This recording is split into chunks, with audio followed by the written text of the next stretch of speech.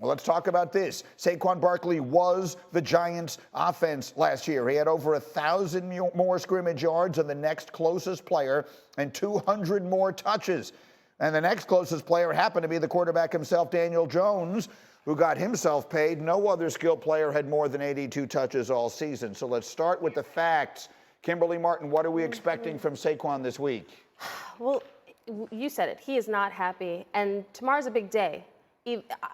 He's not a me-first guy, I've been told. He's not somebody who thinks about himself. But I can tell you, in that building, there is still uncertainty and some pessimism as to whether Saquon will show up.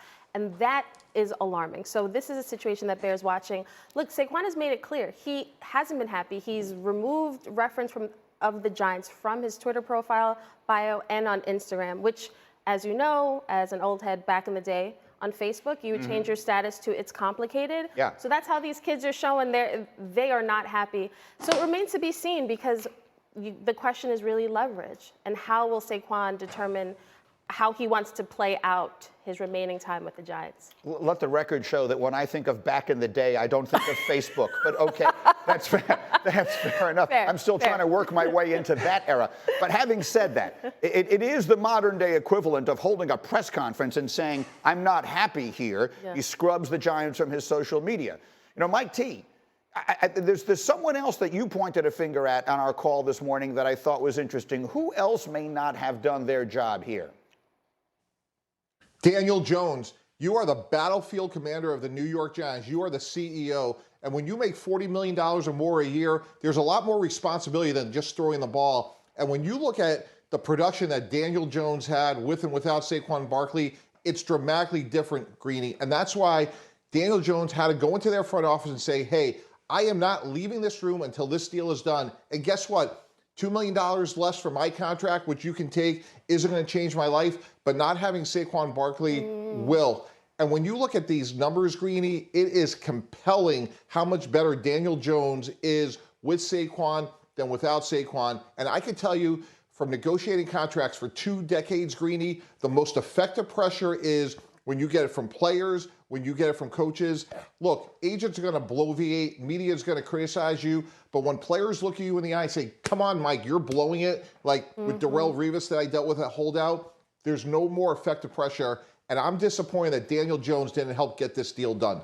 RC, at the end of the day, did the Giants just get this thing wrong?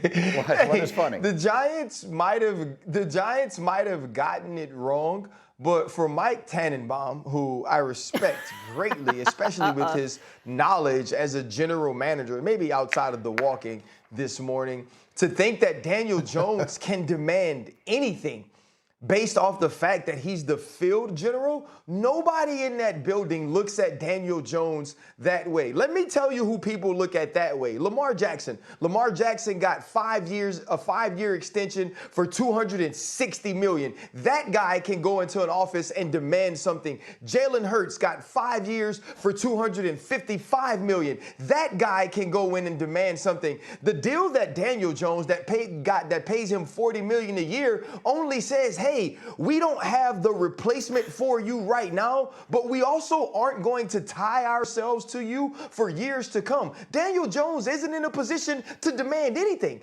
Daniel Jones couldn't even demand that he got franchise quarterback money for himself. So how is he going to sit there and say that Saquon Barkley should get something or I'm not leaving? You know what Brian Daboll would have told him? Then leave. Go ahead. Bye.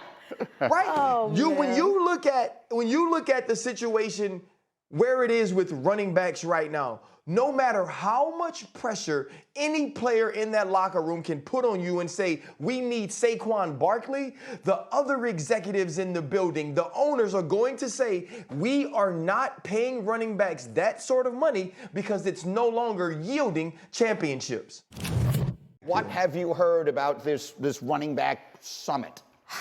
It's been interesting to hear the reactions from people around the league, because there's 2 schools of thought, Greeny. One is, this does no good. This is literally just a counseling session, gripe session.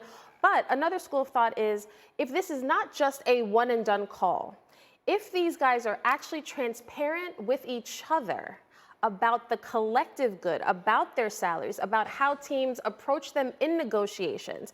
If they get together and say, you know what, they're using our wear and tear against us when it's time to pay us. How do we as a group say, you know what, I'll show up, but I'm not doing much. So it's about the strategy. If they continue to formulate a strategy for their specific group, because they're the only ones whose value, despite the production on the field going up, their value when it comes to getting paid goes down, they have to come together as a collective. But Greeny, as we have seen with football players, they do not band together when it comes time to contracts, because look at the quarterbacks.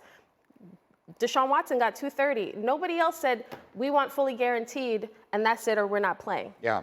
It's hard to ask people to do things when they have such a limited window in which to do them. Yeah. The reality is running backs are like cars. The minute they get driven off the lot, their value starts to diminish significantly. But RC, you had an interesting idea on our call this morning about the one way, if these guys really are serious about making a difference, and it won't happen in the next week, but the one way they could go about doing it. Yeah, just talking to have a therapy session isn't going to help these guys. And I think sometimes players' survival gets confused with selfishness, right? I used to be on those calls during lockouts and trying to figure out what we wanted to do. And there were people at those times that needed those checks, that needed that money to feed their family. But if they want to have a call, don't just get the guys who are stars now or who are up for contracts now on the phone. Get the Breece Halls on the phones. Get the Isaiah Pacheco's on the phone, and have those guys have the conversation that any running back that is franchise tagged, when it's his time to get money, when he deserves money, will hold in. We will all go to the building.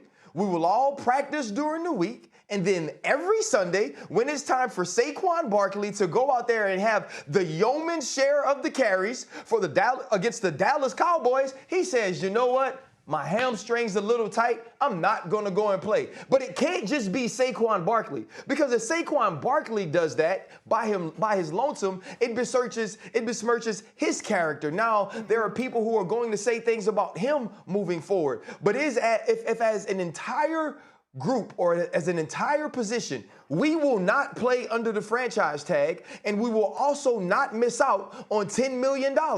That's the only way you move this thing forward, because if you continue to put it on one player at a time, big bank is always going to take little bank, and that bank resides with the owners. And Mike T, lest anyone should be wondering, I asked you this question this morning, which is because Saquon is at this point fighting for himself for nothing. There's nothing he can. They passed that deadline. He cannot get any other deal this year. And I said to you, Mike T, could he sign the tender and get traded? And the answer is yes, but then what happens?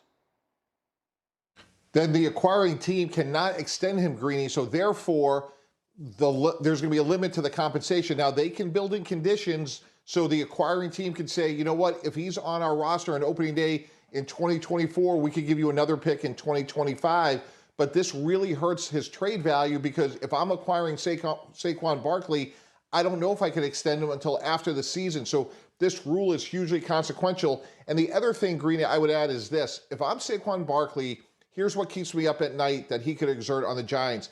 I could simply hold in. RC mentioned it on the call. Jalen Ramsey had a bad back with the Jacksonville Jaguars. He gets traded, and he's ready to go.